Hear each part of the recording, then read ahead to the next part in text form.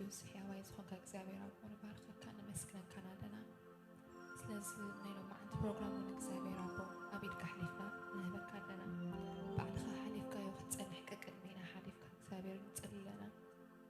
መዝሙርና ኩሉ እግዚአብሔር አቦ ኣብ ዝፋንካ በፂሑ ንዓኻ ዘኽብር ክኸውን ንፅሊ ኣለና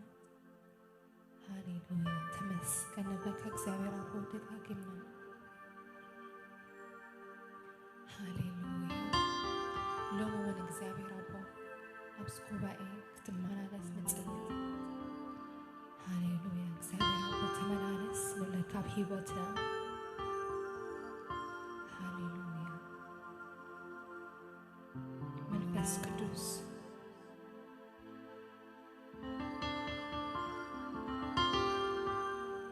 ሃሌሉያ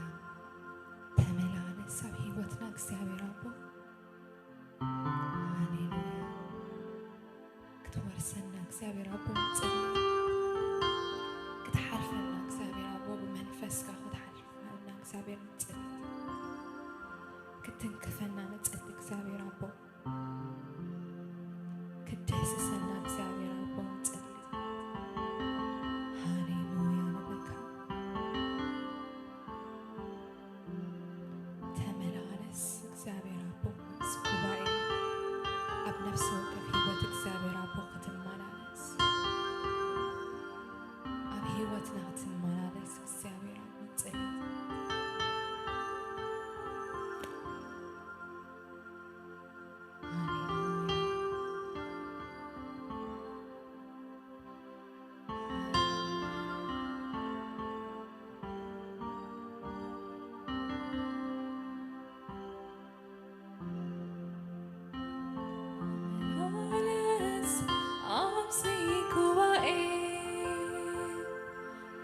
ተመላለስ ኣብዚ ጉባኤ ተመላለስ ኣብዚ ጉባኤ ተመላለስ ኣብዚ ጉባኤ ኦ ብሩኽ መንፈስ ቅዱስ ኦ ብሩኽ መንፈስ ቅዱስ ኦ ብሩኽ መንፈስ ቅዱስ ኦ ብሩኽ መንፈስ ቅዱስ ወረሰኒ ኩሉ እንትናይ ወረሰኒ ኩሉ እንትናይ ተንክፍ ሕለፍ ብህይወተይ ተንክፍ ሕለፍ ብህይወተይ ኦ ብሩኽ መንፈስ ቅዱስ ኦ ብሩኽ መንፈስ ቅዱስ ኦ ብሩኽ መንፈስ ቅዱስ ኦ ብሩኽ መንፈስ ቅዱስ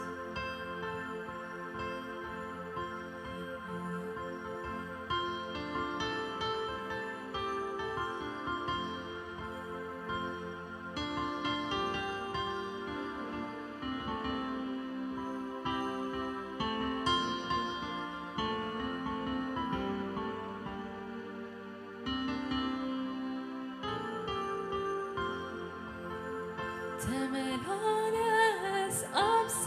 ጉባኤ ተመላለስ ኣብዚ ጉባኤ ተመላለስ ኣብዚ ጉባኤ ተመላለስ ኣብዚ ጉባኤ ኦ ብሩኽ መንፈስ ቅዱስ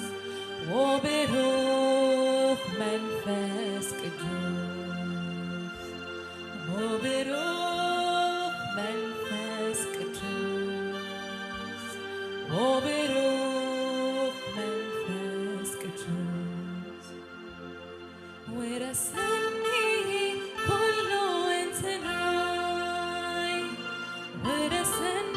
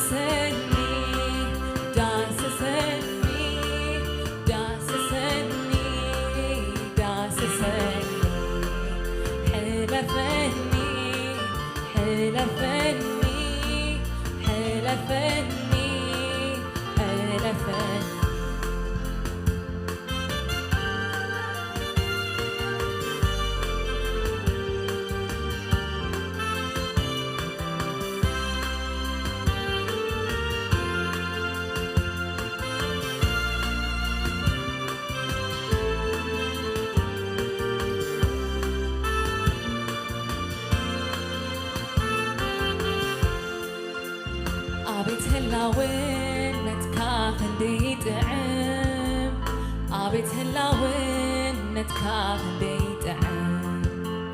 عبيت مساخام مخوان كنديتعم عبيت مساخام مخوان كنديتعم عبيت مساخام وعال كنديتعم عبيت مساخام وعال كنديتعم عبيت مساخام محدار كنديتعم عبيت مساخام محدار كنديتعم كميدي زفكرو كميدي زفتو كميدي حرزبو كميدي زنافبو كميدي زفكرو كميدي زفتو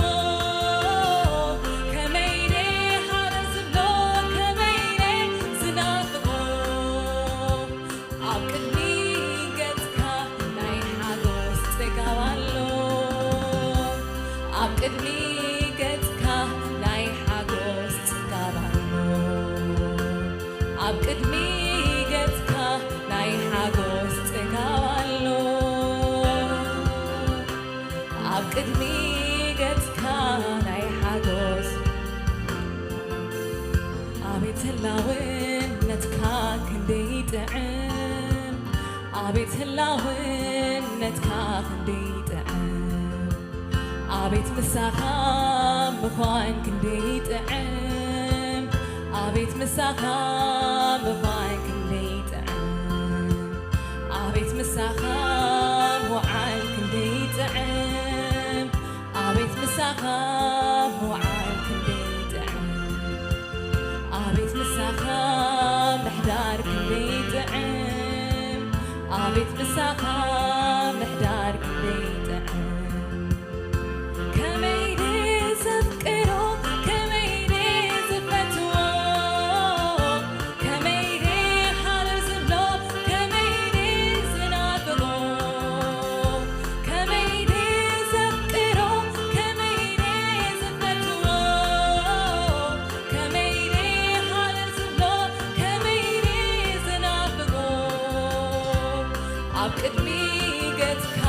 ناي حاجوس تقوالو عقدني قدك ناي حاجوس تقوالو عقدني قدك ناي حاجوس تقوالو عقدني قدك تقوالو كميدي زفكرو كميدي زفتو كميدي حرزبلو كميدي زنافبو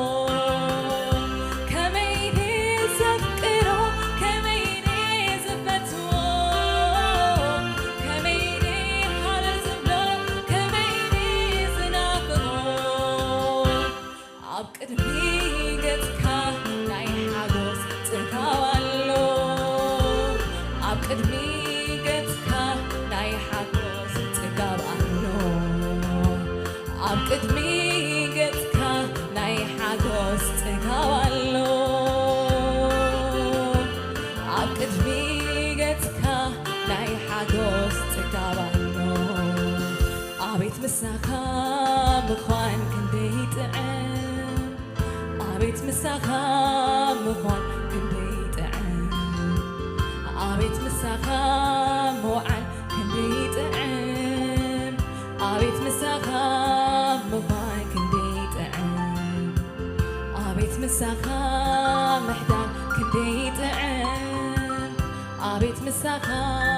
ምሕዳር ክንደይ ጥዕም ኣቤት ህላውነትካ ክንደይ ጥዕም ኣቤት ህላውነትካ ክንደይ ጥዕም ኣቤት ምሳኻ ምሕዳር ክንደይ ጥዕም ኣቤት ምሳኻ ምሕዳር ክንደይ ጥዕም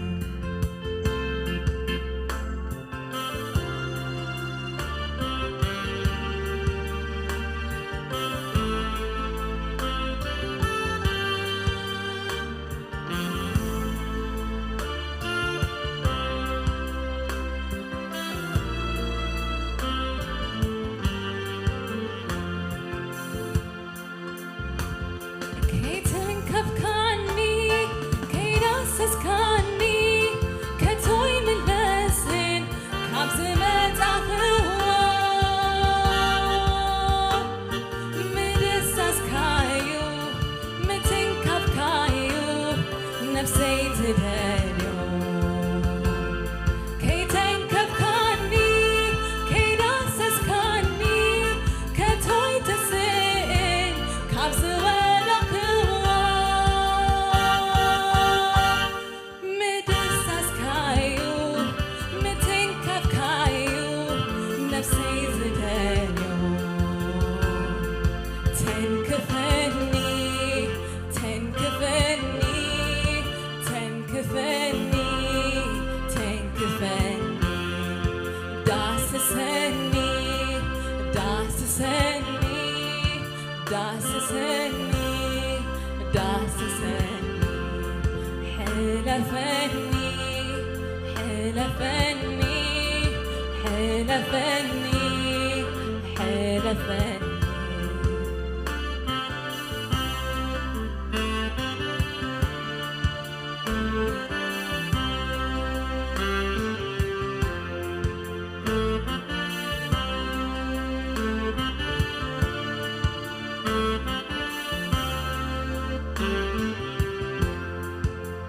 حيل الله أبسمك حيل الله حيل الله أبسمك حيل الله حيل الله أبسمك حيل الله سكتوي عيد حين عندي سكتوي عيبتي عندي سكتوي حيل عندي سكتوي عيد حين عندي حيل الله أبسمك حيل الله حيل الله أبسمك حيل الله حيل الله أبسمك حيل الله سمكتوي عيد حين عندي سمكتوي عيبتي عندي سمكتوي حيل عندي سمكتوي عيبتي عندي كيكسكس هيك كيكسكس نعم تزلق عيون دفف السقيلة زفر كاغتنك يوم كيكسكس هيك كيكسكس نعم تزلق عيون دفف السقيلة زفر كاغتنك يوم عاون دي زلو تنعتي فوسي عاون دي زلو تنعتي نفسي مستنكفوها حيلة قالوني ዝበርታዕኩ ይፍለጠኒ ምስተንከፉኻ ለውጥ ኣሎኒ ከም ዝሓወኹ ይፍለጠኒ ሓይልሎ ኣብ ስምካ ሓይልሎ ሓይልሎ ኣብ ስምካ ሓይልሎ ሓይልሎ ኣብ ስምካ ሓይልሎ ስምካ ፀዊዐ ድሒነኒ ስምካ ፀዊዐ በርቲዐኒ ስምካ ፀዊዐ ሓይለንዲ ስምካ ፀዊዐ በርቲዐኒ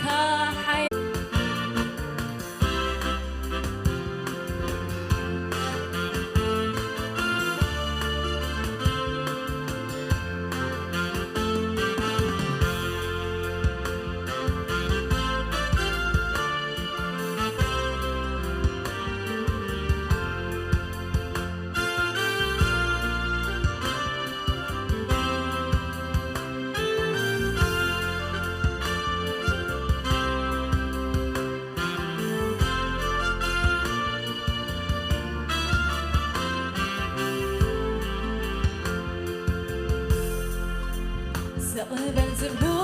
قريبة أنس كتقدري كساعة بتحني عايق والطوني نزت وعوه ملسلنا وسمكا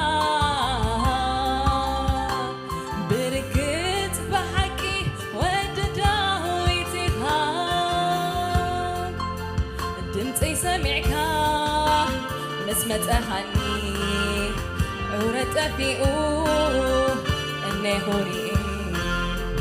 هلا ونتك مستنكفني عورت أفيقو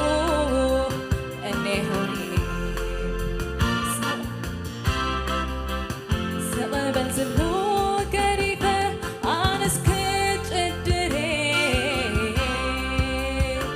كساعة بتحني عايق وارطوني نزت وعوه ملسلنا وسمكا بركت بحكي ودداويتها دمتي سمعكا مسمت أهاني ورد أفيقو إني هوري هلا ونتك مستنكفني عورت أفيقو إني هوري حيللو أسمكا حيللو حيللو أبسمكا حيللو حيللو أبسمكا حيللو سمكا توعي برتي عندي سمكا توعي حيلندي سمكا توعي برتي عندي سمكا توعي حيلندي سمكا توعي حيلندي سمكا توعي برتي عندي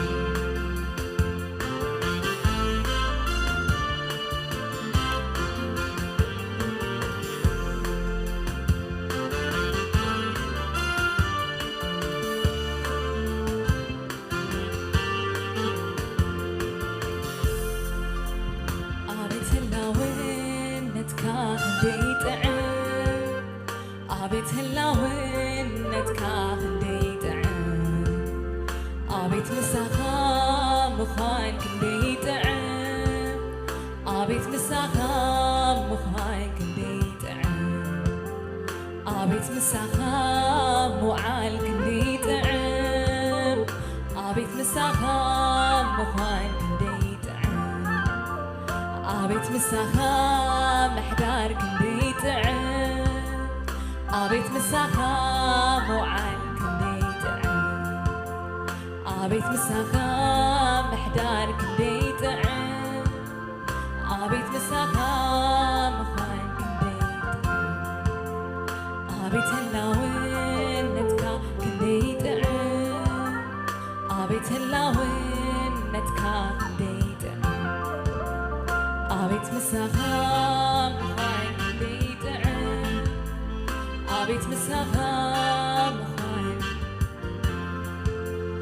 ኣቤት ምሳኻ ምውዓል ክንደይ ጥዕም ኣቤት ምሳኻ ምውዓል ክንደይ ጥዕም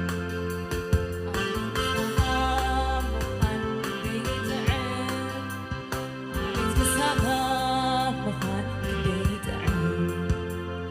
ኣቤት ህላውነትካ ክንደይ ጥዕም ኣቤት ምሳኻ ምዃን ክንደይ ጥዕም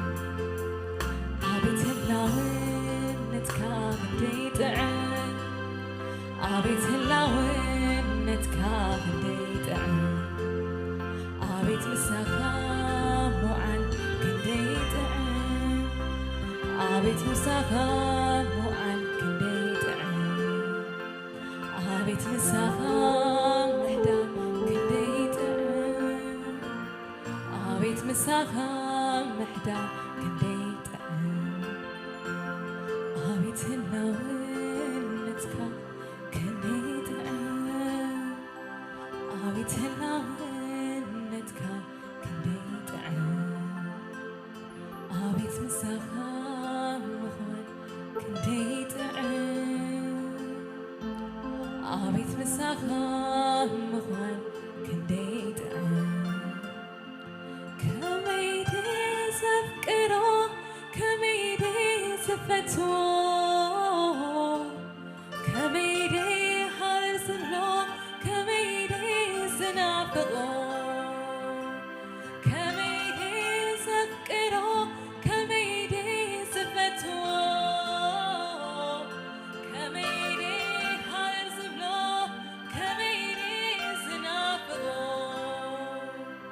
ኣብ ቅድሚ ገጽካ ናይ ሓጎስ ጽጋብ ኣሎ ኣብ ቅድሚ ገጽካ ናይ ሓጎስ ጽጋብ ኣሎ ኣብ ቅድሚ ገጽካ ናይ ሓጎስ ጽጋብ ኣሎ ኣብ ቅድሚ ገጽካ ናይ ሓጎስ ጽጋብ ኣሎ ከይትንከፍካኒ ከይዳሰስካኒ ከቶ ይምለስን ካብ ዝመጣኽዎ ምድሰስካዩ ምትንካፍካዩ ነፍሰይ ዝደልዩ ከይትንከፍካኒ ከይዳሰስካኒ ከቶ ይትስእን ካብ ዝወደኽዎ ምትንካፍካዩ ምድሰስካዩ ነፍሰይ ትደልዩ ተንክፈኒ ተንክፈኒ ተንክፈኒ ተንክፈኒ ዳስሰኒ ዳስሰኒ ዳስሰኒ ዳስሰኒ ከመይ ዘፍቅሮ ከመይ ዝፈትዎ ከመይ ሃር ዝብሎ ከመይ ዝናፍቆ ከመይ ዘፍቅሮ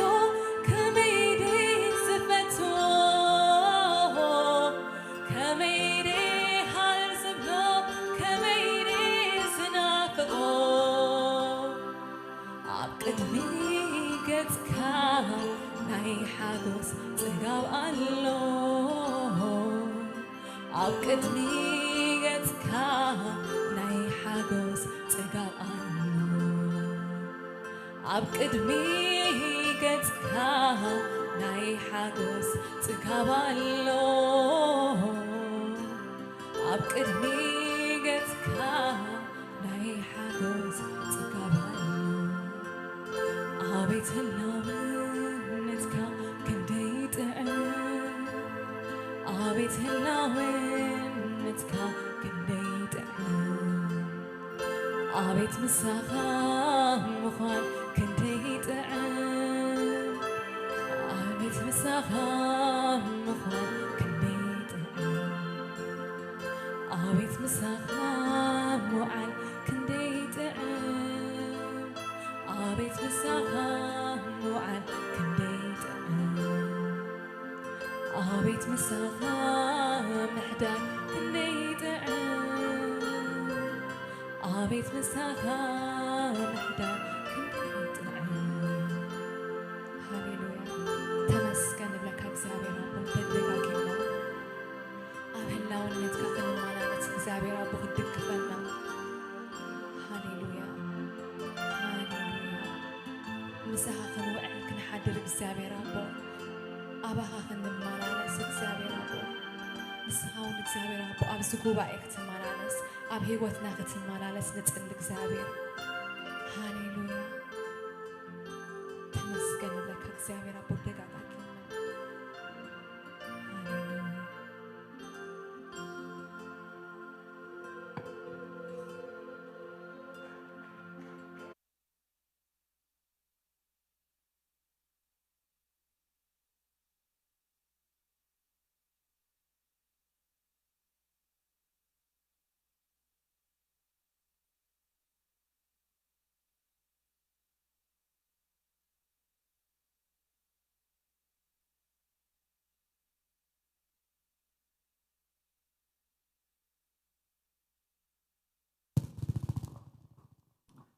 እግዚአብሔር ይመስገን እንደገና እግዚአብሔር እድል ስለዛሃበና ክብርን ምስጋናን ውዳስን ካብ ዘለዓለም ንዘለዓለም ነቲ ሕያውን ጻድቕን ዝኾነ ጎይታና መድሕና ኢየሱስ ክርስቶስ ይኹኖ እንደገና ሎም ምሸት ቃል ኣምላኽ ንኽንሰምዕ ንዓይውን ንኽዛረብ እድል ስለዛሃበኒ ክብር ምስጋና ይኹኖ ክንጽልይና እግዚአብሔር ኣምላኽ ኣብ ማእኸልና بمنفس قدوس نقالو برهان كبرهالنا نهيوت كوننا اتي ام منفسو زلو حساب اب لبنا خون كنصلينا قدوسن هياون زل عالماون صادقن زخونكا املاخنا እግዚአብሔር ካብ ዘል ዓለም ንዘል ዓለም ዝመስለካ የለን ዝወዳደረካ የለን ንስኻ ካብ ዘል ዓለም ንዘል ዓለም ህያው ኢኻ ናይ ህይወት ኩሉ ምንጪ ንስኻ ኢኻሞ እቲ ህይወት ዝህብ ቃልካ መንፈስ ቅዱስ ኣብ ህይወትና ክበርህ ነፍስ መንፈስ ስጋና ሁሉ በቃልካ ክትርክስ ንህይወት ክኾነና ካብ ክብር ናብ ክብር ዘሰጋገር ቃልካን መንፈስካን ክወርሰና ንጽሊ እዚ ምሸት እዚ ንዓኻ ሓሊፍና ንህበካ ኣለና ቅዱስ ቃልካ መንፈስ ቅዱስ ይገለጽ ተዛራባይ ጸጋ ንሰማዕ ድማ ምስ ውዓል ትህብ ንስኻ ኢኻሞ መንፈስካ ኣብ ውሽጥን ኣብ ደገን ዘለና ከምኡ ክድግፈና ንጽሊ ብክቡር ወድኻ በኢየሱስ ክርስቶስ ስም ኣሜን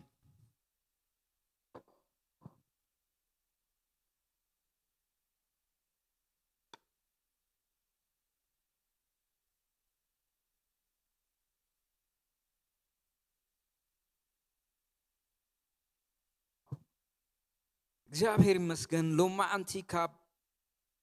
ወንጌለ ሉቃስ ዘሎ ክፍሊና ንርኢ ብዛዕባ ጎይታና መድሕና ኢየሱስ ክርስቶስ መንፈስ ቅዱስ ኣብ ልዕሊኡ ምስ ወረደ ናብ ምድረ በዳ ከም ዝኸደ ዝነገረና ክፍልታት ኣሎ ወንጌል ሉቃስ ምዕራፍ 4 ማቴዎስ ወንጌል ምዕራፍ 4 ካብ 1 ክሳብ 11 ማርቆስ ወንጌል ምዕራፍ 1 ካብ 12 ክሳብ 13 ዘሎ ክፍሊ ብዛዕባ ጎይታና መድሕና ኢየሱስ ክርስቶስ ኣብ ምድረ በዳ ከመይ ከም ዝተፈተነ እንትፈተና ድማ ከመይ ከም ዝሓለፎ ዝነግረና ክፍሊ እዩ። ካብዚ ክፍሊ እዚ እንመሃሮ ዓብ ትምህርቲ ኣሎ። ጎይታና መድሕና ኢየሱስ ክርስቶስ ብነገር ኩሉ ዝተፈተነ ንፈተናታት ኩሉ ስዒሩ ዝወፀ ጎይታ ስለ ዝኾነ ነቶም ዝፍተኑ ዘበሉ ኩሎም ክረድእን ክሕግዝን ድማ ዓቕሚ ከም ዘለዎ መጽሓፍ ቅዱስ ይነግረና። ስለዚ መጽሓፍ ቅዱስ ናብ መጽሓፍ ቅዱስ ክፍልና ኺድና ክርኢና ወንጌል ሉቃስ ምዕራፍ 4 ካብ ቁጥሪ 1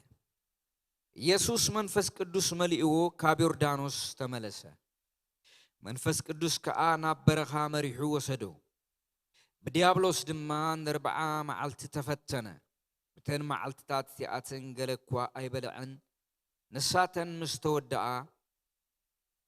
ጠመየ። ዲያብሎስ ድማ ወዲ ኣምላኽ እንተኾይንካስ እስኪ እዚ እምኒ እዚ እንጌራ ክኸውን እዘዝ በሎ። ኢየሱስ ከዓ ሰብ ብኩሉ ቃል ኣምላኽ እምበር ብእንጌራ ጥራይ ኣይነብርን እዩ ዝብል ተጻሒፉሎ ኢሉ መለሰሉ። ዲያብሎስ ድማ ናብ ነዊሕ እምባ ኣደየቦ። መንግስታት ኩላ ዓለም ከዓ ከም ቅጽበት ዓይኒ ኣርአዮ። ሽዑ ዲያብሎስ እዚ ስልጣን እዝን ኩሉ ክብሮም ንዓኻ ክህበካይ፣ ምክንያቱ ንዓይ ስለ ዝተዋሃበኒ ንዝደለኹ እየ ዝህቦ። ስለዚ ንስኻ እንተሰገድካለይ እዚ ኩሉ ናትካ ክኸውን እዩ በሎ። ኢየሱስ ከዓ ንእግዚአብሔር ኣምላክካ ስገድ፣ ንዑ በይኑ ድማ ኣምልኽ ዝብል ተጻሒፉሎ ኢሉ መለሰሉ። ዲያብሎስ ናብ ኢየሩሳሌም ወሰዶ። ኣብ ገምገም ቤተ መቕደስ እውን ደው ኣቢሉ ወዲ እግዚኣብሔር እንተ ደኣ ኮንካስ እስከ ካብዚ ንታሕቲ ተወርወር፣ ምክንያቱ ምእንቲ ክሕሉኻ መላእኽቲ ክእዘልካ እዩ፣ እግርኻ ብእምኒ ከይትዕንቀፍ እውን በእዳዎም ከልዕሉኻ እዮም ዝብል ተጻሒፉሎ በሎ። ኢየሱስ ድማ ንእግዚአብሔር ኣምላክካ ኣይትፈታተኖ ዝብል ድማ ኣሎ ኢሉ መለሰሉ። ሽዑ ዲያብሎስ ፈተናኡ ዘበለ ምስ ወደአ ንግዚኡ ሓደጎ ይብለና። ጎይታና መድሕና ኢየሱስ ክርስቶስ ኣብ ኢድ መጥምቀ ዮሐንስ ምስ ተጠመቐ መንፈስ ቅዱስ መሊእዎ ዮርዳኖስ ከም ዝተመለሰ ካብ ዮርዳኖስ ከም ዝተመለሰ መንፈስ ቅዱስ ከዓ ናብ በረኻ መሪሑ ከም ዝወሰዶ ይነግረና። ጎይታና መድሕና ኢየሱስ ክርስቶስ መንፈስ ቅዱስ ምልኣት ኮይኑ መንፈስ ቅዱስ ባዕሉ ናብ በረኻ ሒዝዎ ከም ዝኸደ እሞ ኣብቲ በረኻ ምስ ጾመ በተን መዓልቲ 40 መዓልትታት ከም ዝተፈተነ መንፈስ ቅዱስ ናብ በረኻ መሪሑ ዝወሰዶ ኣብቲ በረኻ ዘጋጠሞ ነገር እንታይ እዩ ተይልና ኣብቲ በረኻ ዘጋጠሞ ፈተና እዩ። ኢየሱስ ክርስቶስ መንፈስ ቅዱስ ተመሊኡ መንፈስ ቅዱስ ተመሪሑ ናብ በረኻ ምስ ከደ ኣብ በረኻ ዝተጸበዮ እንታይ እዩ? ፈተና እዩ ተጸቢዩ። መጽሓፍ ቅዱስ ኢየሱስ ክርስቶስ እንታይ ዓይነት ፈተናታት ከም ዝገጠሞ ብምልኣት ይነግረና እዩ። ኢየሱስ ክርስቶስ ነቲ ዝገጠሞ ፈተናታት ብኸመይ መገዲ ንዲያብሎስ ከም ዝመለሰሉ ኢና ንርኢ። ጎይታና መድሕና ኢየሱስ ክርስቶስ ፈተና ንዑ ሓድሽ ድዩ? ኣብዛ ዓለም እዚኣ መፅዩ ኣብ ፓለስቲንያ 33 ዓመትን ፈርኣን ከባቢ ክመላለስ ከሎ ህይወቱ ብፈተና ዝተመልአ እዩ። ገና ምስ ተወለደ ኣብ ቤተልሔም ይሁዳ ምስ ተወለደ ዘጋጠሞ እንታይ እዩ? ፈተና እዩ ኣጋጢሞ። እሱን እንታይ? ናይ ስደት ፈተና። ኣብቲ ሽዑ እዋን ዝነበሩ በዓል ሄሮድስ ዝተፈላለዩ ነገስታት ብዛዕባ ኢየሱስ ክርስቶስ ምውላድ ሰሚዖም ከም ሰብዓ ሰገል ከም ዝተረድእዎ መጠን ብከዋክብቲ ተመሪሖም ኢየሱስ ክርስቶስ ኣብ ቤተልሔም ይሁዳ ከም ዝውለድ ተረዲኦም ንኽሪእዎ ምስ መፁ ሄሮድስ ዝበሎም ሓደ ነገር እዩ ብጥንቃቄ ሓቲትዎም ንጉስ ከም ዝተወለደ ምስ ሰምዐ እሞ ምስ ተመለስኩም ንገሩኒ ሳቶም ግን ስለ ዝተረድኦም ብካልእ መገዲ ገይሮም እዮም ከይዶም ሄሮድስ ካብ 2 ዓመት ንታሕቲ ዝነበሩ ህፃናት ከመይ ከም ዘቅተሎም መጽሐፍ ቅዱስ ይነገረና እዩ እዚ ማለት ወይታና መድሕና ኢየሱስ ክርስቶስ ኣብዛ ምድሪ ኣብ ዝተመላለሰሉ እዋን ብፈተና ዝመልአ ህይወት ከም ዝሓለፈን ነቲ ፈተናታት ድማ ስዒርዎ ከም ዝወፀ መጽሐፍ ቅዱስ ይነግረና ኢየሱስ ክርስቶስ ገና ዕሸል ከሎ ተፈቲኑ ኣበዲኡን ኣብ ኢድ ኣዲኡ ከሎ ኣብ ኢድ ዮሴፍ ከሎ ናብ ግብፅ ከም ዝተሰደደ ንወደይ ካብ ግብፅ ፀዊዕዮ ዝብል ትንቢት ከም ዝተፈጸመ ንዮሴፍ ብሕልሚ ጎይታ ከም ዝተዛረቦ ናይቲ ህፃን ነፍስ ህይወት ዝደልዩ ሰባት ብህይወት ከም ዘየለው ምስ ፈለጠ እንደገና ከም ዝተመለሰ መጽሐፍ ቅዱስ ይነግረና ወይታና መድሕና ኢየሱስ ክርስቶስ ካብ ጊዜ ውልደቱ ጀሚሩ እንታይ ዓይነት ፈተናታት የጋጥሞ ከም ዝነበረ መጽሐፍ ቅዱስ ይነግረና ማለት እዩ እነሆ እንደገና ኢየሱስ ክርስቶስ ኣብ ዮርዳኖስ ምስ ተጠመቀ መንፈስ ቅዱስ ኣብ ልዕሊኡ ምስ ወረደ መንፈስ ቅዱስ ናብ ምድረ በዳ ከም ዝመርሖ ኣብ ምድረ በዳ ድማ ዲያብሎስ ክፍትኖ ከም ዝመፀ መጽሐፍ ቅዱስ ይነግረና ኢየሱስ ክርስቶስ ግን ብምንታይ ዓይነት መልሲ ከም ዝመለሰሉ መጽሐፍ ቅዱስ እንደገና ይነግረና ብዛዕባ ክርስቶስ እንታይ ገይሩ ከም ዝመለሰሉ ዲያብሎስ ድማ ከመይ ከም ዝፈተኖ መጽሐፍ ቅዱስ ይነግረና ጎይታና መድሕና ኢየሱስ ክርስቶስ ብዲያብሎስ ድማ ንርብዓ መዓልቲ ተፈተነ ይብለና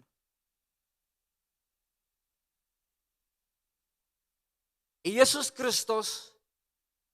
ኣብ ምድረ በዳ ኣብ ኣጻምዕ በረኻ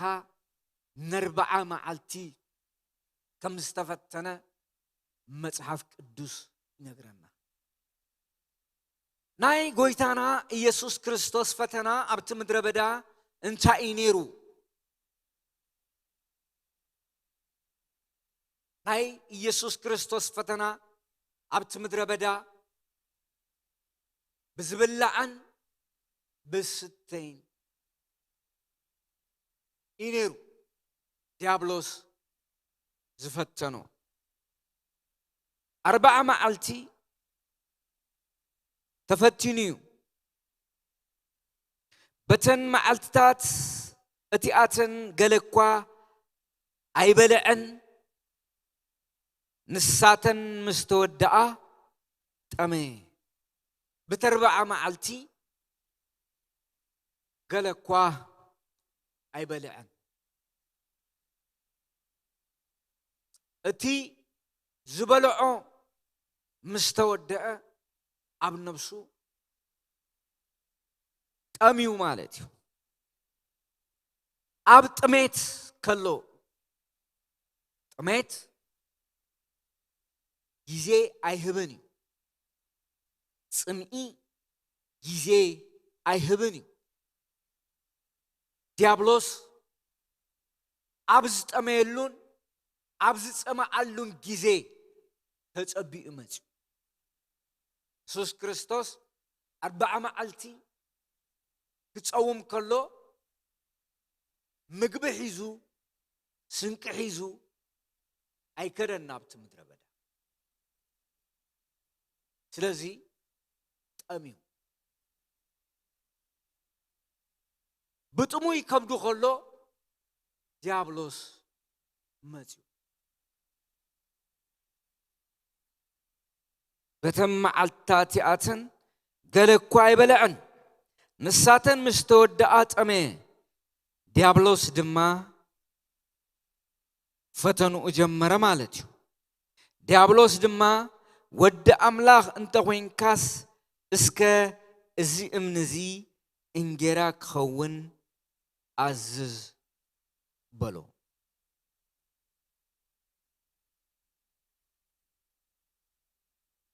እቲ ዝቀረበሉ ፈተና የገርም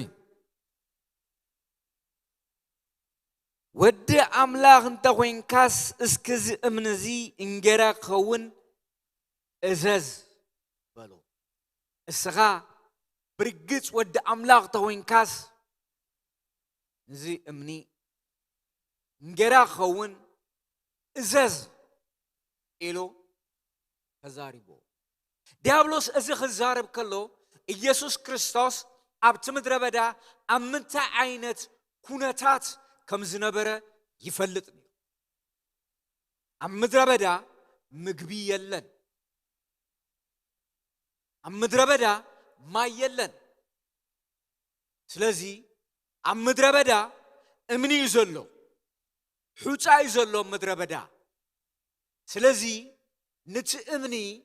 እስኻ ወዲ ኣምላኽ ተኮይንካ ኣብዚ ምድረ በዳ እዚ ኣብ ዘጻምእ ኣብዚ በረኻ እዚ ነዚ እምኒ እዚ እንጀራ ግበሮ ቀይሮ ንስኻስ ወዲ ኣምላኽ ተኮይንካስ ኣምላኽ ኣቦ ተኣምራት ገባሪ እሞ ኣቦኻ ተኣምራት ስለ ዝገብር ኣቦኻ ሰማይን ምድርን ስለ ዝፈጠረ ኣቦኻ ንሰብ ፍጥረት ስለ ዝፈጠረ ኣቦኻ እንስሳ ዘገዳም ኣቦኻ ንዝኩሉ ፍጥረት ስለ ዝፈጠረ ወዲ ኣምላኽ ስለ ዝኾንካ ድማ ንዚ እምኒ እዚ እንጀራ ክኸውን እዘዝ በሎ እዚ ዝበሎ ዲያብሎስ ጎይታና ንመድሕና ኢየሱስ ክርስቶስ ኣብ ምድረ በዳ ዝፈተኖ ፈተና ተኣምራት ግበር እዩ ተኣምራት ግበር ነዚ እምኒ እዚ ናብ እንጀራ ቀይሮ እስኻስ ወዲ ኣምላኽ ተኮይንካ ኢየሱስ ክርስቶስ ብርግጽ ወዲ ሕያው ኣምላኽ እዩ ኢየሱስ ክርስቶስ ብርግጽ ወዲ ሕያው ኣምላኽ እዩ ጴጥሮስ ምዕራፍ 16 ወንጌል ማቴዎስ ኣብ ቁጽሪ 1 ጀሚሩ ኢየሱስ ክርስቶስ ደቀ መዛሙርት ከምዚ ኢሉ ሓቲቶም ሰባት ንወዲ ሰብ እንታይ ይብልዎ ገሊኦም ኤርምያስ ገሊኦም ኤልያስ ገሊኦም ካብ ነቢያት ሓደ እዩ ይብሉኻ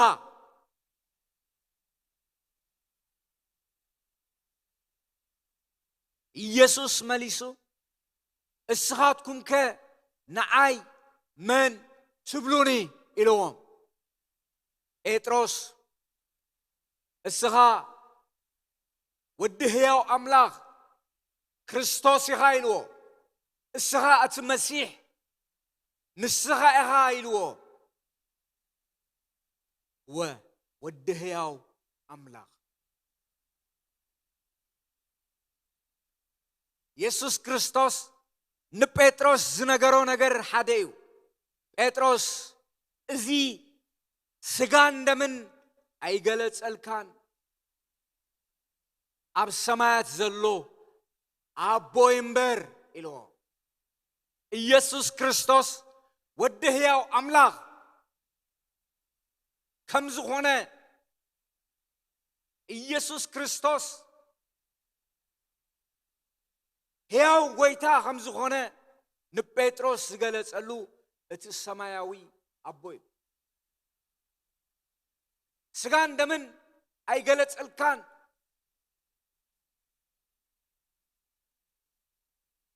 እዚ ኣብ ሰማያት ዘሎ ኣቦይ ገሊጽልካ እዚ ምስጢር ንዓኻ ተገሊጹ እዩ እዚ ምስጢር ንዓኻ በሪሁ እዩ ብመንፈስ ንጴጥሮስ ተገሊጹ ዲያብሎስ ወዲ ሕያው ኣምላኽ ወዲ ኣምላኽ እንተኾይንካስ እስኻ እዚ እምነዚ እንጌራ ክኸውን እዘዝ በሎ ተኾይንካስ ኢልዎ ጴጥሮስ ግን ንስኻ ወዲ ሕያው ኣምላኽ ክርስቶስ ኢኻ ክርስቶስ ኢየሱስ እቲ መድሕን ንስኻ ኢኻ ተኾይንካ ኢልዎ ዲያብሎስ ጴጥሮስ ድማ እስኻ ወዲ ሕያው ኣምላኽ ክርስቶስ ኢኻ ናይ ዲያብሎስ ፈተና ወዲ ሕያው ኣምላኽ ምዃንካ ከረጋግጽ ዓይነት ሕቶ እዩ እዚ እምነዚ እንጌራ ግበሮ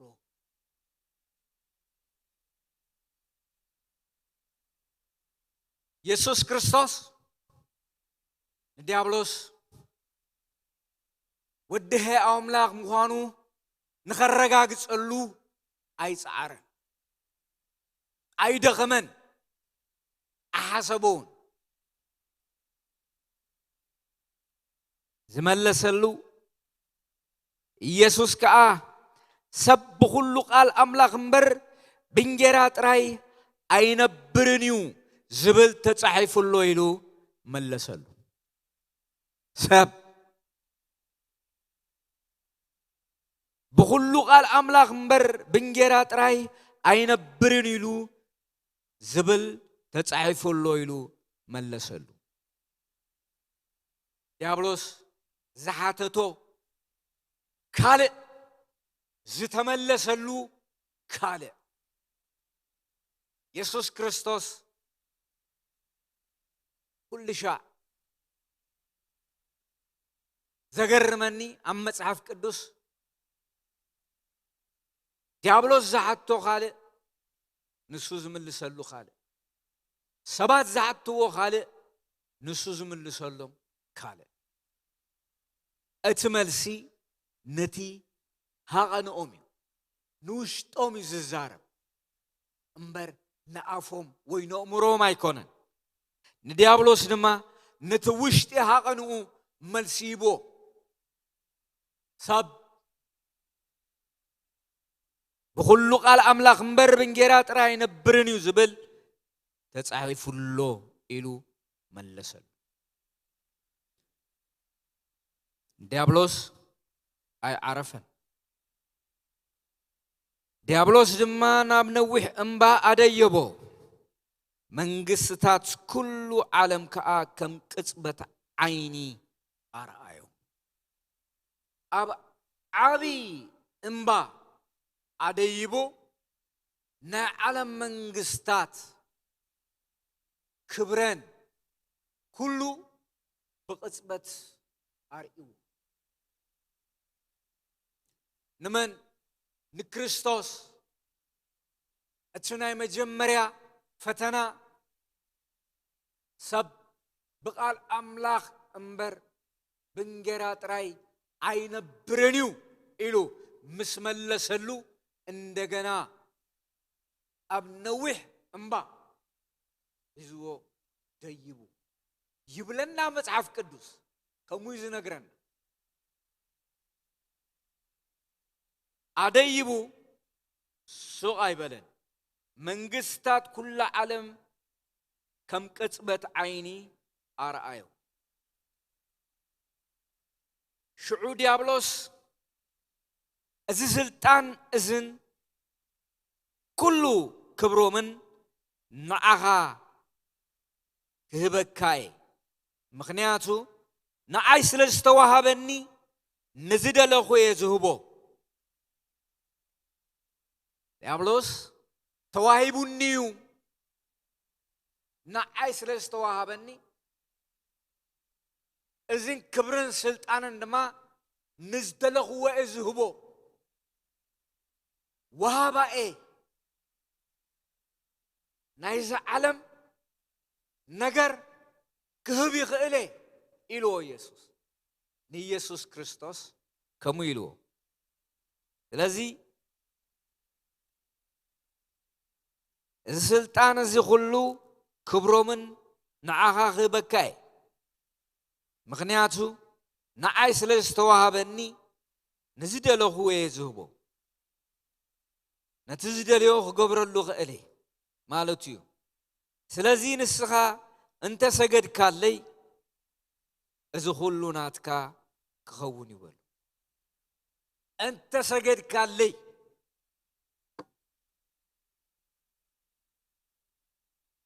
ንመን ክርስቶስ ነቲ ወዲ ሕያው አምላኽ ዝኾነ ነቲ መሲሕ ነቲ መድሕን ቃል ስጋ ኮይኑ ንስተገለጸ ንክርስቶስ መጀመሪያ ቃል ነበረ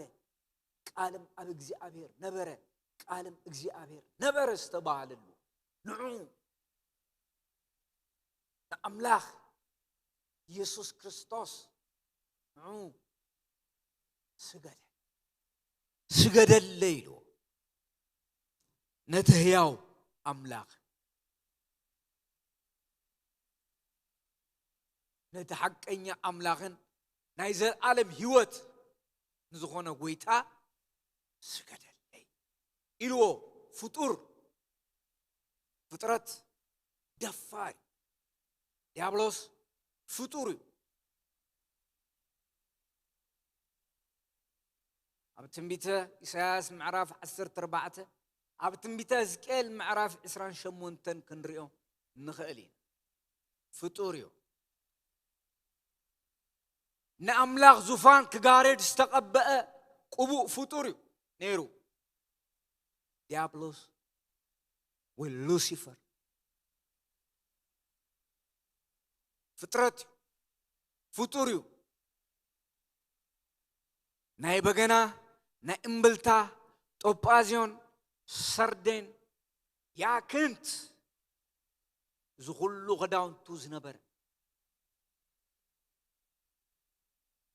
ብጥበቡ ንኽብሩ ዘርከሳ ኣብ ውሽጡ ዝነበረ ሓዊ ዝበልዖ ካብቲ ቅዱስ ተራራ ወይ ካብቲ ቅዱስ ጎቦ አምላኽ ወይ ካብቲ መንግስቲ አምላኽ ተደፊኡ ዝወደቕ ፍጡር እዩ ፍጡር ንፈጣሪ ስገደለይ ኢልዎ ኣብ ትንቢተ ሕዝቅኤል ኣብ ልብኻ በደል ክሳብ ዝርከብ ብፍልጠትካ ፍጹም ነርካ ነታ ጥበብካ ግን አርኪስካያ ስለዚ ኣብ ውሽጥኻ ዝነበረ ሓዊ በሊዕካ ካብቲ ሓዊ የእማን ማእኸል ድማ ሰንዴካ ዝተሰንደወ ነቲ ሕያው አምላኽ ንክርስቶስ ኢየሱስ ስገደለይ ነቲ ፈጣሪ ነቲ ቃል ስጋ ኮይኑ ዝተገለጸ ጎይታ ኢየሱስ ክርስቶስ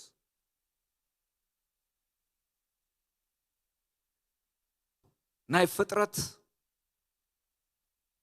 ናይ ፍጡር ድፍረት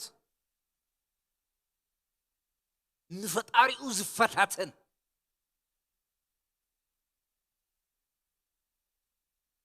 ንፈጣሪኡስ ዝህበካ እሞ ስገደለይ ዝብል ደፋር ፍጥረት ቃል አምላኽ እምበር እንጀራ ጥራይ ነብርን ይሉ ዝብል ተጻሒፉሉ ኢሉ መለሰሉ ዲያብሎስ ድማ ናብ ነዊሕ እምባ አደየቦ መንግስታት ኩሉ ዓለም ከአኸም ቅጽበት ዓይኒ ረአዩ ሽዑ ዲያብሎስ እዚ ስልጣን እዝን ኩሉ ክብሮምን ንዓኻ ክህበካየ ምክንያቱ ንዓይ ስለ ዝተዋሃበኒ ንዝደለኹ እየ ዝህቦ ስለዚ ንስኻ እንተሰገድ ካለይ እዚ ኩሉ ናትካ ክኸውን እዩ በሎ ኢየሱስ ከዓ ንእግዚአብሔር አምላክካ ስገድ ንዑ በይኑ ድማ አምልኽ ዝብል ተጻሒፉሉ ኢሉ መለሰሉ ይበል አምላኽ ነቲ ሕያው አምላኽ ጥራይ ስግደት ነቲ ሕያው አምላኽ ጥራይ አምልኾ ንሱ ጥራይ ዝግብኦ እዚ ጽሑፍ ኢሉ ትጽሑፍ ስግደት ዝግብኦ ነቲ ሕያው አምላኽ ጥራይ እዩ ክብሪ ዝግብኦ ነቲ ሕያው አምላኽ ጥራይ እዩ ከምዚ ጽሑፍ አሎ ትጽሑፍ ከምዚ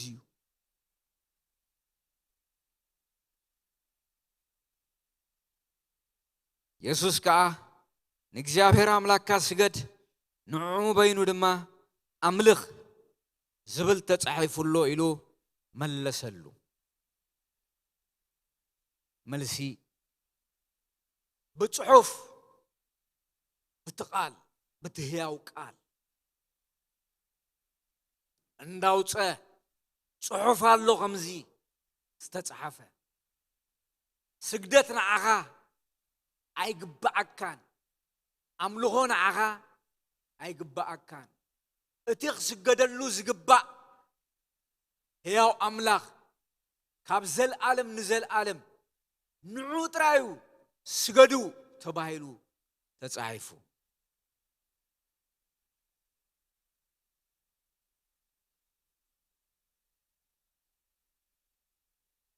ዲያብሎስ ናብ ኢየሩሳሌም ወሰዶ ኣብ ገምገም ቤተ መቅደሱን ደዋበሎ ወዲ እግዚአብሔር እንተ ደኣ ኮይንካስ እስኪ ካብዚ ንታሕቲ ተወርወር ኢሉ እስኻስ ወዲ እግዚአብሔር ተኮይንካስ ወዲ አምላኽ ተኮይንካስ ካብዚ ጫፍ ተወርወር እስኪ ውረድ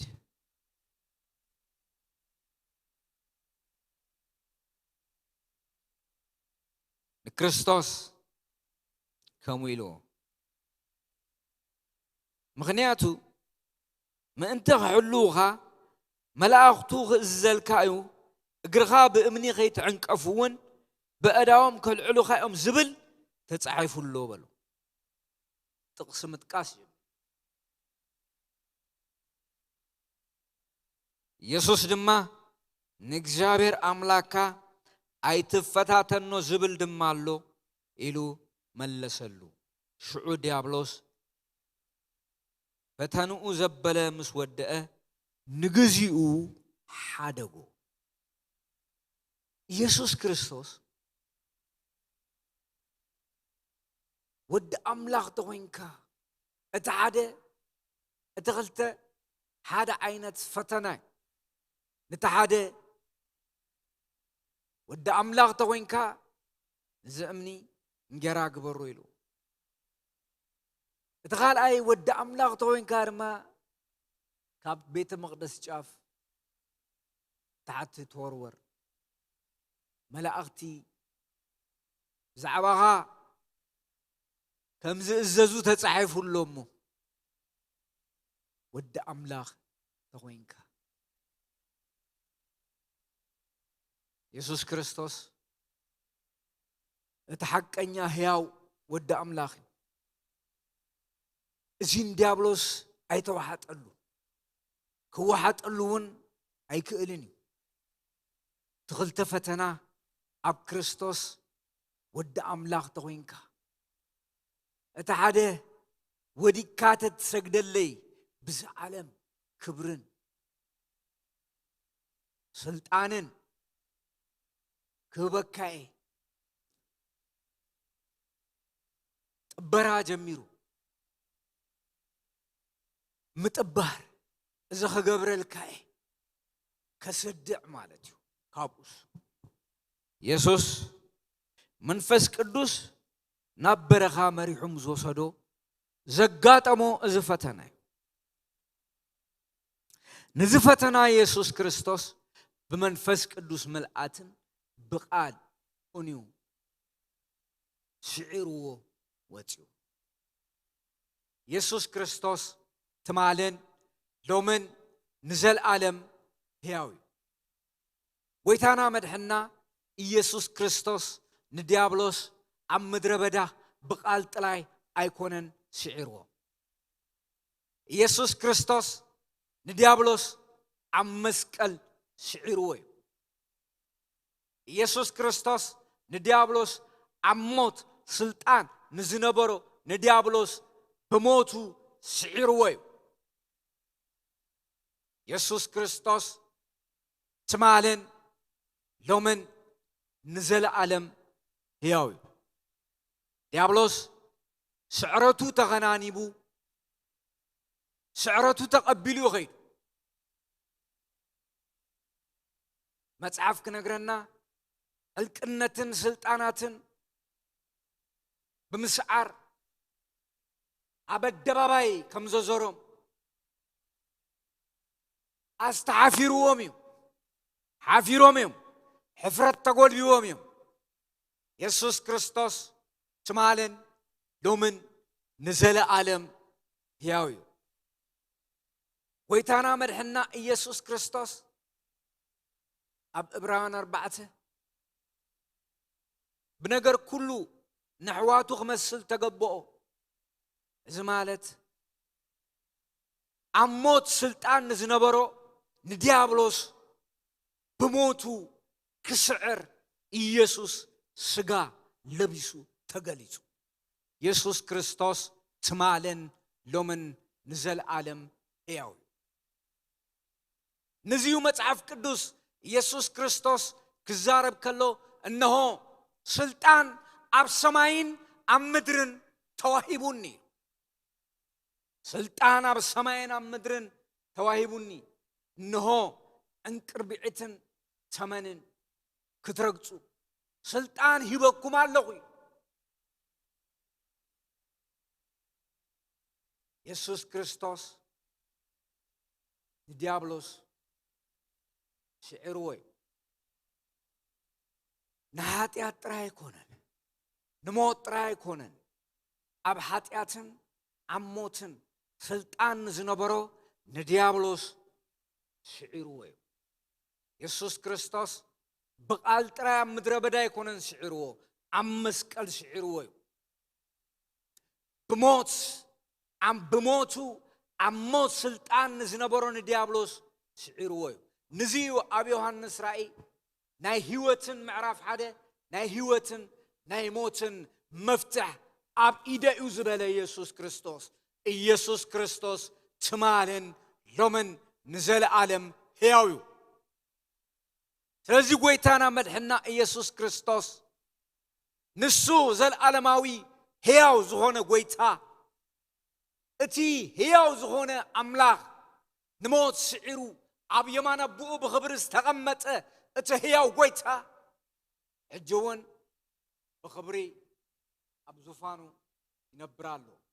ማንም ክቐርቦ ኣብ ዘይክእል ብርሃን ይነብር ኣሎ ኢየሱስ ክርስቶስ ትማለን ሎምን ንዘለዓለም ሕያው እዩ ነዚ ዮሐንስ ራእይ ምዕራፍ 12 ሕጂ ናይ ኣምላኽና ምድሓንን ስልጣንን كونه أب قدمي أملاخ ليتن قطرن زخصهم زنبره ناي حوات كساسي ديابلوس تدربيو كابتي جنشل دمن كم مسكرنتهم استلع على راتي عمو يسوس كريستوس تمالن لومن نزل عالم هاوي سلازي قويتانا مدهنا يسوس كريستوس اتفتينو زوات اويتا ام مدربدا تفتينو زوات اويتا ام مسكال تفتينو زوات اويتا موت تفتينو زوات اويتا نتوم زفتنو زبل غلوغ حقزن كردن دلويو بنگر كله استفتنه ግን ኃጢአት ዘይገበረ ተጻድቅ ኢየሱስ ክርስቶስ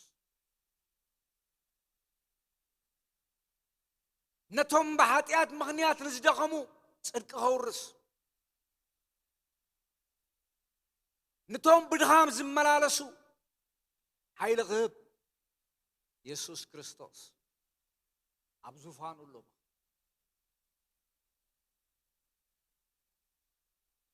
قرآن 4:12 زيز نقرأ نابتي ጸጋ ዙፋን بأمنات نقرب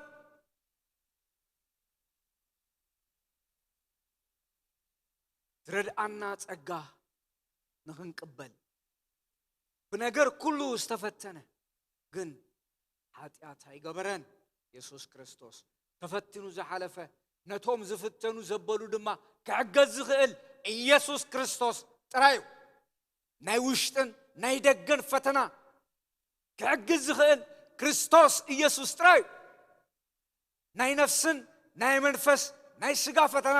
ክድግፍ ዝኽእል ኢየሱስ ክርስቶስ ጥራዩ እቲ ሓያል ጎይታ ብዝተፈላለየ ፈተናን ዝሓልፉ ብዝተፈላለየ ጎደናታት ንዝሓልፉ ክረድእ ዝኽእል ክርስቶስ ኢየሱስ ጥራዩ ጎይታና مدحنا يسوع كريستوس بتصقو حجون كدقف كعجز دلوي يسوع كريستوس تمالن لومن نزل عالم هياوي بفتناها حجزك كازغل يسوع كريستوس تراي كردي زغل يسوع كريستوس تراي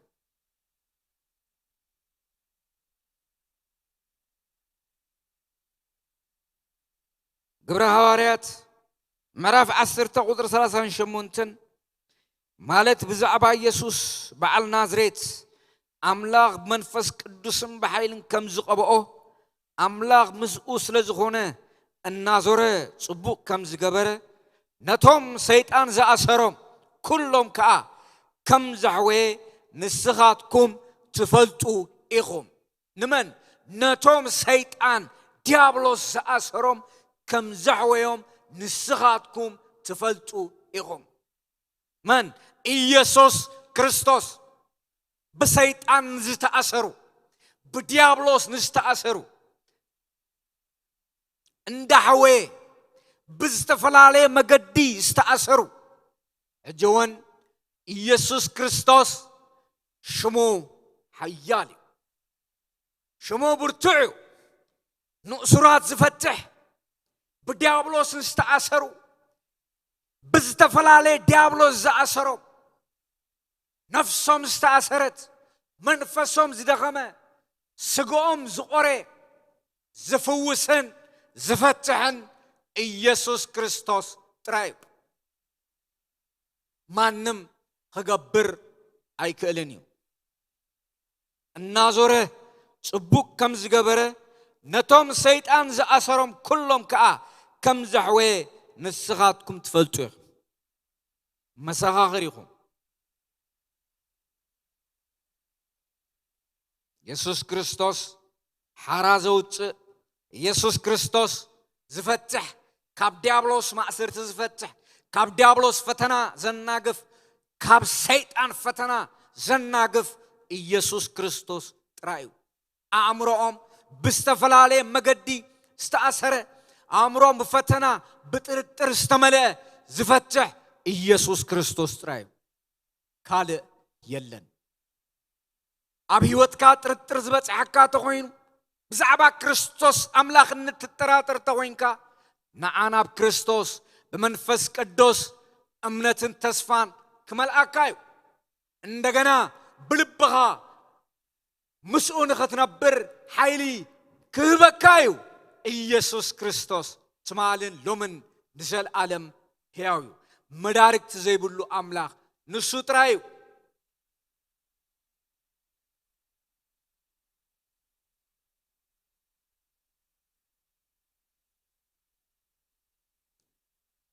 የጎይታና መድሕና ኢየሱስ ክርስቶስ ንጥዑታት ብስራት ከበስርሲ እግዚአብሔር ቀቢኡኑ እሞ መንፈስ እግዚአብሔር አምላኽ ኣብ ልዕለይ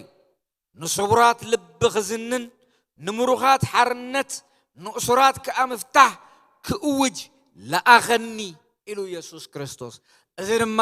ኣብ ምድሪ ዘበኑ ዝገበሮ ርጉፅ ነገር እዩ ሕጂ እውን ኢየሱስ ክርስቶስ ብመንፈስ ቅዱስ ንእሱራት ክፈትሕ ንድኹማት ከበርትዕ ንሕዙናት ከጸናንዕ ኣሎ ኢየሱስ ክርስቶስ ሃሌሉያ ኢየሱስ ክርስቶስ ትማልን ሎምን ንዘለዓለም ሕያው እዩ መዘና ዘይብሉ ጎይታ ንኹሉ ስዒሩ ንኹሉ ረቲዑ ንሞት ስዒሩ ንኽፍኣት ስዒሩ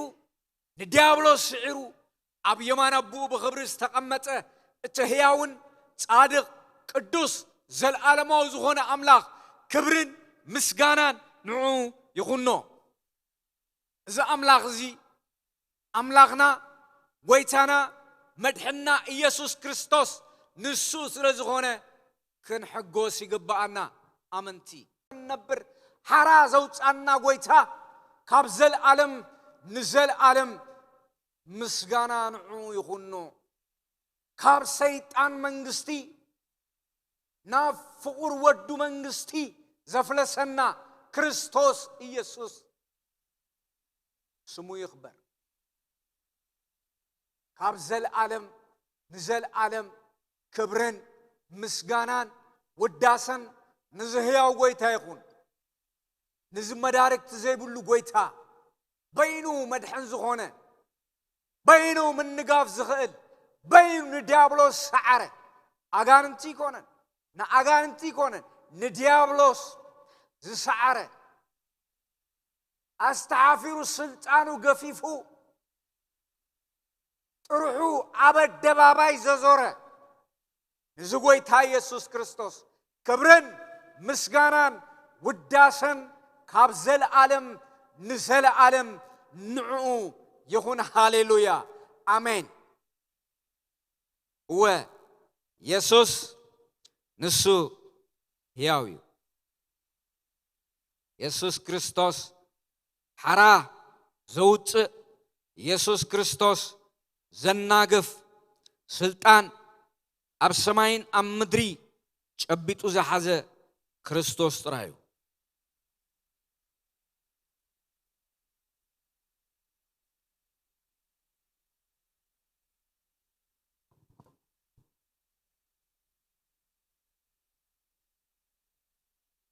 እንታይ ይብለና ፊልጵስዩስ ምዕራፍ 2 ካብ ቁጥሪ 6 ንሱ ብመልክዕ ኣምላኽ ክነሱ ነቲ ማዕረ ኣምላኽ ምዃኑ ከም ምንዛዕ ኣይረኣዮን መልክዕ ባርያ ወሲዱ ርእሱ ኣሕሰረ ሰብ እውን መሰለ ብንብረቱ ከም ሰብ ኮይኑ ተረኸበ ርእሱ ክሳዕ ሞት ኣትሓተ ክሳዕ ሞት ኣብ መስቀል እኳ ደኣ ተኣዘዘ ኢየሱስ ስለዚ ከዓ ኣብ ሰማያትን ኣብ ምድርን ኣብ ትሕቲ ምድርን ዘሎ ኩሉ ብርኪ ብስም ኢየሱስ ምእንቲ ክንብርከኽ ልሳን ዘበለውን ንኽብሪ እግዚአብሔር ኣቦ ኢሉ ኢየሱስ ክርስቶስ ጎይታ ምዃኑ ከኣምን እዩ ኣምላኽ ناب لعل خلو لعل زبلو كاب كل سم لعل زبل سمون زهابو يسوع كريستوس كاب زلو أسماتات نلعلي زلعلي شم زلو يسوع كريستوس ترايو إذا غاب من تايو ملك عبارة وسيدو رؤسو أحسر سبو مسألة يسوع بديابلوس تفتينو بمقبة تفتينو بهابت بسلطان كفتنو ماتي بتعمرات كفتنو ماتي يسوع نزخول لسعيرو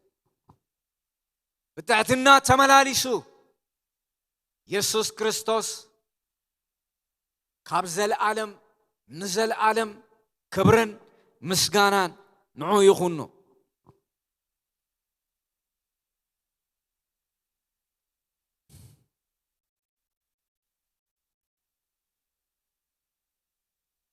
ماتيوس 28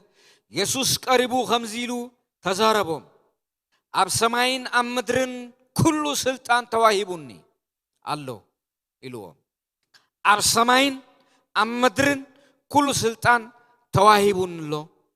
بلو دك مزامور رأي 10 كتر 10 أب كدانون أم حقلتون دما نقصان الجستات قويتا تون زبل صحف سمال لو اتي يسوع كريستوس هاللويا بدمين التروم مجونات فيه تجونات هاللويا يسوع قدام بيتروس معرف سلسته إسرائيل تنسونا بسماء أريجو أبيمان أملا خلو نعو ملاأتي سلطاناتن حيلتاتن يجزؤو اللو نمن يسوع كريستوس أبيمان أملاخ الله يسوع كريستوس دما كمتسيو كملسيو أتي ناي نجستات نجوس ناي قويتوت قويتا زغونة حقنيا أملاخن ناي زل عالم هيوت زغونة قويتا نسو بخبرن بجرمان بموجسن بحيلن كمتيو يسوع كريستوس قويتايو هاللويا يسوع كريستوس تمالن لمن نزل عالم هياويو بستفلالي مجدي بهوتكم بستفلالي مجدي بفتنا تعرفوا مفتوحو يسوع كريستوس ناب قويتانا نمدحنا يسوع كريستوس نابعو نعو سلطان أبو إزلو نعو زي جزاء ولا حد يلن موت تجزيو موت قوا تسعيرو حمام دا أنتالو يسوع كريستوس ديابلوس دا تسعيرو سلطانو تجفيفيو يسوع كريستوس تمالن يومن نزل عالم هياويو اتناي نجستات نجوس ناي قويتوت قويتا زغونا يسوع أبيتكم تصوعو أبصراهم تصوعو أبنابراهم تصوعو أبدكهم تصوعو يسوع كريستوس بمنفسو أبيتكم كأتويو بمنفسو أبصراهم كمتيو بمنفسو أبجنقكم نجارات كمتيو من يسوع كريستوس هاللويا اتهياو أملاك اتهياو قويتا اتهياو نجوس سلطان أب سماين أم مدرن ملو سلطان استغونات صفه كل زغزالو نزغوي تازي كبرن مسغانان يخونو بستفرالي مقد تعالفو كنصلينا حصار صلوت እግዚአብሔር አምላክ ካፈተና ካብ መከራን ካብ ሓዘንን እግዚአብሔር ከውጻኩም ክንጽልይና ኢየሱስ ክርስቶስ ትማልን ሎምን ኣብ ቅድመ አምላክ ጸልይኹም ጸሎቴ ነው ይሄው ጸሎቴ አይተመለሰን እግዚአብሔር አምላክ ትብሉ እግዚአብሔር ጸሎትኩም ክምልሶይ እግዚአብሔር ድማ ፈውሶህ ገብረልኩም ኢየሱስ ክርስቶስ ትማልን ሎምን ዘላለም ሕያው ክንጽልይና ጎይታና መድሕና ኢየሱስ ክርስቶስ ስልጣን ካዘል ዓለማዊ ኣብ ኩሉ ቦታ በኽብርን በግርማን ዝግለጽ ኣብ ዝተፈላልየ መገድን ዘሎ ቅዱስ ኢየሱስ መንፈስ ቅዱስ ኃይልን በጸጋ ኃይልኻ ኣብ እምሮኦም ዘሎ ፈተና ይኹን ኣብ ልቦም ዘሎ ጭንቀት بمنفس قدوس كتراغفهم يسوع كريستوس أب لبومن أب هيوتومن زلو حزن منفس قدوس ممكن كاغتو تصالهم أب استفلالي مقدتات هيوتوم استأثر أب استفلالي إن هيوت ما أثرت زلو بمنفس قدوس حيل كتناغفهم أو منفس قدوس نتصلي علينا ويتانا مدحنا يسوع كريستوس ما أثرت زبلق بتاتك بسيطان استأثروا بحمام استأثروا استفلالي والفتاة استأثروا منفس قدوس حيلن بتصقى حيلها فتحهم نتصلي علينا زمشت زي نعها حلفنا نهبال لنا ويتانا مدحنا يسوع كريستوس أبسقهم سقاي حمام زلهم كله يسوع بإيد كاغتن ناقفهم حراخ توصم أبيتهم متصنع خون حزن زبلغ رحا يسوع كريستوس نتصلي علينا سلسمعنا نمسكنك علينا كبرن مسكانان وداسن كابزل عالم نزل عالم نعها يكون تعرفوا زلوا مشت نعها نركب كبرن مسكانان كابزل عالم نزل عالم هياوز هون كاغويتا نعها نهبك علينا كابزل عالم نزل عالم كبر كابزل عالم نزل عالم تمسكن بكبر ودها بإيسوس كريستوس سم آمين